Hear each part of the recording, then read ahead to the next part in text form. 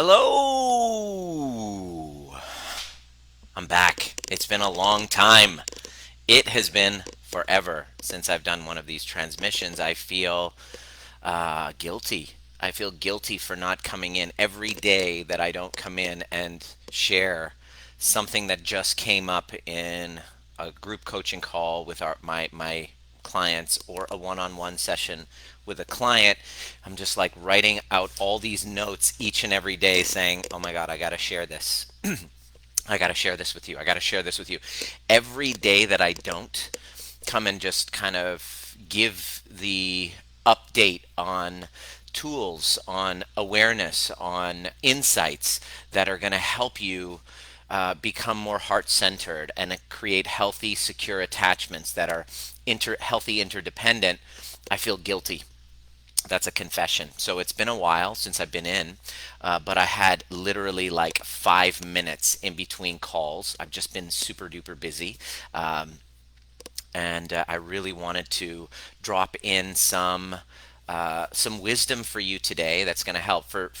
First of all, I just wanted to welcome you. If you're brand new to this community, we've had a whole bunch of new people jump in. If you are new, welcome. If you don't know who I am, I'm Dr. Nima Rahmany. I'm a chiropractor talking about helping people expand that space between stimulus and response so their reactivity turns to responsiveness. And the reason why I'm talking about something like this is because I noticed patterns in my patients over 20 years who were struggling with stress related problems, relationship breakdowns, fractures in their relationships, disconnection from purpose. The root cause of the root cause of the root cause was all the same. And everybody it felt needed the same, I didn't want to use the word treatment, but the same path towards healing, because the only conversation that I'm interested in this context is about healing. What's going to help us heal? We are now in the midst of, who knows, one of the most strangest years of our lives. Never in our wildest imagination. Last year, if you could look back on, this, like where you were last year compared to where you are this year, it's like, I'm sure it's like, if it's anything like me, night and day. So many things that have been thrown in our faces that we've had to adapt to. And it's really tested our nervous systems. It's tested our ability to regulate.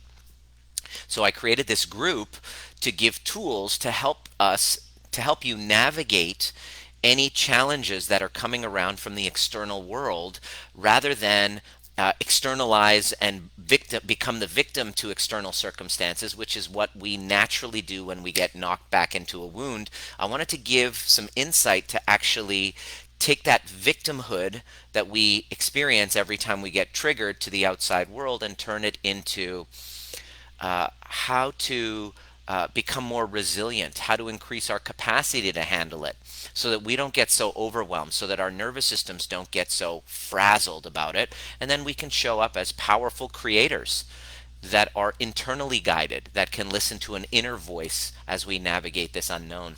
And that's why the term trigger proof was born. Trigger proof doesn't mean trigger less.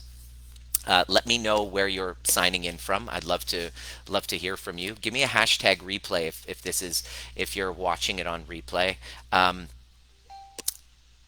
If you're watching it on replay, definitely give me a hashtag replay. So what I wanted to do is I'm going to do a 7-part series on how signs that you can tell that you're acting unconsciously from a wound. This is going to be super duper quick.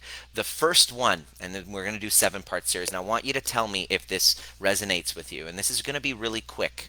I want you to write this down, and I want you to actually look at different parts in your life. Actually, share it in the comment section. I'd love to hear from you. Signs that you're acting unconsciously from a wound. Carl Jung says, unless you make the unconscious conscious, it will rule your life and you'll call it fate. unless you make the unconscious conscious, it will rule your life and you'll call it fate. In other words, you're going to consistently fall into the same patterns in relationships, dating the same person again and again and again. You're going to be in a relationship and then you're going to have the same arguments again and again and again, and you're going to be like, what the fuck's going on?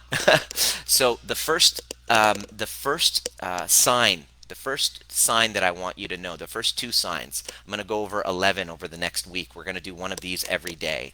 First two signs is fixing others and pleasing people. If you, let me know if you can resonate with this, where you're consistently finding yourself, I need to fix. When somebody has an emotion come up, you got to jump in and fix it.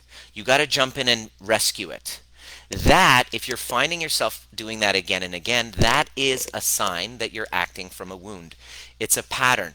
And unconsciously, you are reliving and replicating and repeating possibly a role that you played in childhood to have you feel safe. In other words, mom and dad might have been a shit show emotionally. They didn't have the capacity to handle their emotions. So what do? What do? We go in and we please and we fix and then become the good girl or the good boy, and we developed an identity around it. And that's where we get our meaning. That's where we get our identity. So now when that isn't healed, when that isn't, the light isn't shined and you haven't done the inner work on healing that, you start to get into relationships where you see it happen again and again and again. You start to find little broken birds that need pleasing or rescuing, and you basically abandon yourself. And the rescuer pleaser always ends up resenting the person because they don't feel adequately appreciated. I do all of this for you. I did all of this for you, and you didn't appreciate me. And you end up resenting the person who you're rescuing, the rescued person that you tried rescuing, who was a victim of something, an addiction or a bad relationship. You're rescuing. You play that role of fixing. You become the hero. You become the rescuer to a victim, and eventually what's going to happen is they won't appreciate you. That that person that you're rescuing eventually becomes your perpetrator, and you become their perpetrator because you could never adequately save or rescue them. They are responsible to do it for themselves. You will never do it adequately enough for them. It will never be enough for them. They won't appreciate you the way that you want. You then turn around and resent them. You withdraw from them or you attack them and then become their perpetrator. You were their rescuer, and then all of a sudden you became their perpetrator. They were a poor little victim. You're enabling them by rescuing and fixing and pleasing, and they don't appreciate you, and now they become your perpetrator and you're their victim. And this drama triangle continues and continues until you finally look at that core unconscious wound from that inner child, and you transform and you stop pleasing and rescuing others, and you then focus entirely on you. That is the first two ways that you're unconsciously living from a wound. Does that happen to you? Do you notice that happening in your patterns? Do you notice it happening with your clients? I 100% notice this. I would be rescuing little wounded birds, and I wanted to be the pleaser and the rescuer. Eventually, I became the perpetrator, and I felt unappreciated because it was never enough. No matter what I did, it was never enough. Am I not enough for you? And so I would just continue having these relationships with toxic drama. And finally, I realized, holy shit, I was working from an unconscious wound that came from childhood, and I did the necessary inner work in order to heal it. And I created a methodology that helps people heal that. And we're doing breath work next week and inner child meditation. If this is something that you're noticing as a pattern, definitely send me a DM sharing with me your story, and join us. Join us on Sunday next week, 1 week tomorrow, or Monday in Australia, where we're going to actually be going into healing and fixing and rescuing your inner child, and then following up with breath work. So this is, where do you begin? How do you begin? Where do you begin? Well, you begin with your breath, and you begin with reestablishing a connection with the wounded inner child within you, and changing that story, and releasing that hypervigilance in your body, so that you can show up fully connected and with healthy interdependence. So you can, you're not, you can withhold rescuing and pleasing, and instead of enabling another person, you can hold them accountable, and then create a healthy interdependent dynamic. But it can't happen unless you heal those childhood woundings. Let me know if this resonated with you. What came up for you in this? Do you rescue and please? Have you noticed that you, as the rescue and pleaser, have never really been able to really fix them, and you get unappreciated, and then you end up becoming their perpetrator, and then they're angry with you, and then you're now angry with them because now they're your perpetrator, you're a victim to them. Can you see the drama triangle happening? That can be healed. Hopefully, let me know what resonated with you. Welcome if you're brand new. Definitely introduce yourself and join us on Sunday next week for the breath work. It's only $20, and it really gives you a great intro to healing all of this. If you look at the top of the banner, it gives you the dates and the times of our community events.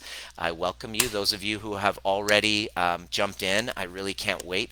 We're going to be focusing on reconnecting in that seminar, focusing on reconnecting with that part of you that needed to please and rescue and fix others all the time, and you're going to be the one to do that for you. And then we're going to do breathing, and you're going to learn how to breathe to regulate your whole nervous system, and then expand that space between stimulus and response. See you at the next perfect time.